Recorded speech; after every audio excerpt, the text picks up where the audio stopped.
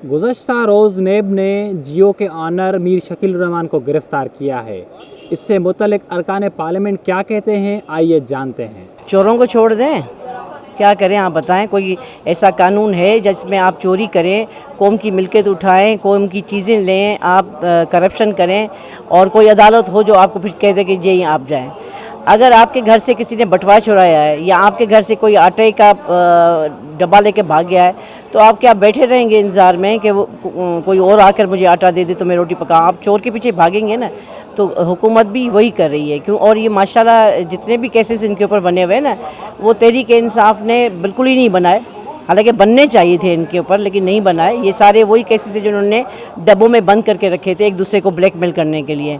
क्योंकि वज़ीर आज़म इमरान खान ब्लैकमेल नहीं हो रहा, तो वो डब्बे में से फाइल्स निकली हैं तो अभी वो अरेस्टिंग हो रही है। अगर वो क्लियर हैं, बेगुनाह हैं, ईमानदार हैं, ऑनेस्ट हैं, नमाजी हैं, तहज्जुद गुजार हैं, तो अदालतें उनको छोड़ देंगी। नैब ने जो जितने भी आज तक ये मुलज़िम गिरफ़्तार किए हैं, मेरा इस पर ये एक अपना पॉइंट ऑफ व्यू है कि नैब को भरपूर तरीके से इस पर तैयारी करनी चाहिए, क्योंकि कई ऐसे अपोजिशन के लोगों को पकड़ा और उन पर सीरियस किस्म के इल्ज़ामात लगे, कोर्टों से उनको रिलीफ मिल गया। और मैं नहीं चाहता कि इस किस्म की गिरफ़्तारियाँ जो हैं कि वो बाद में महीने 2 महीने बाद उनको रिलीफ मिल जाए और हीरो हो जाए। अगर किसी ने इमरान खान साहब की हुकूमत का पहले दिन से ये नारा है कि जिन लोगों ने इस मुल्क का पैसा लूटा उनका एहतसाब होना चाहिए, चाहे वो हुकूमती रुकन हो, चाहे अपोजिशन का रुकन हो, चाहे सहाफ़ी हो। और अगर वो क्लियर हैं तो महीने 1.5 महीने में ये सारी चीज़ें अपने सबूत देकर कोर्ट के ज़रिए उनको रिलीफ मिल जाएगी। क्या मीर शकील साहब कोई अपोजिशन के रहनुमा है? बाकी कि नैब जाने, मीर साहब जाने, इमरान खान का क्या काम, हमारा क्या काम। अगर कुछ किया है तो उसका जवाब देना पड़ेगा।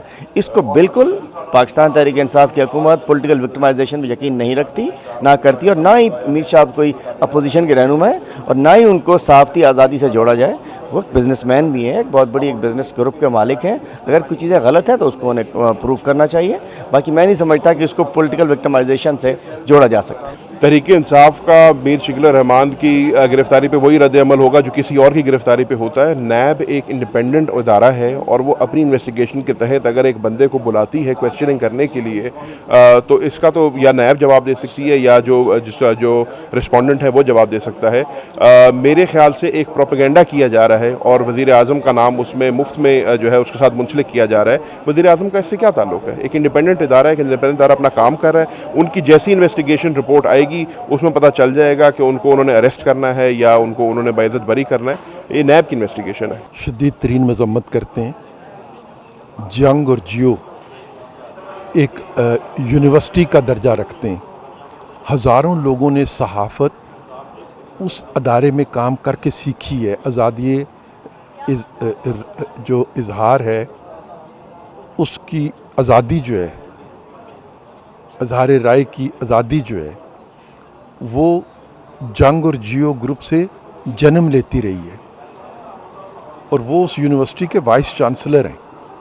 आपने सहाफ़त की यूनिवर्सिटी के वाइस चांसलर को गिरफ़्तार किया है और जो मुकदमा उन पे बनाया है वो 34-35 साल पहले का कोई मुकदमा है जिसका ना कोई सिर है ना कोई पैर है, और उसका हशर भी वही होगा जो एहसन इकबाल पे और खाकान अब्बासी पे और मिफ्ता इस्माइल पे और दूसरे हमारे साथियों पर, राना सनाउल्लाह पे जैसे जाली मुकदमा बनाया गया था।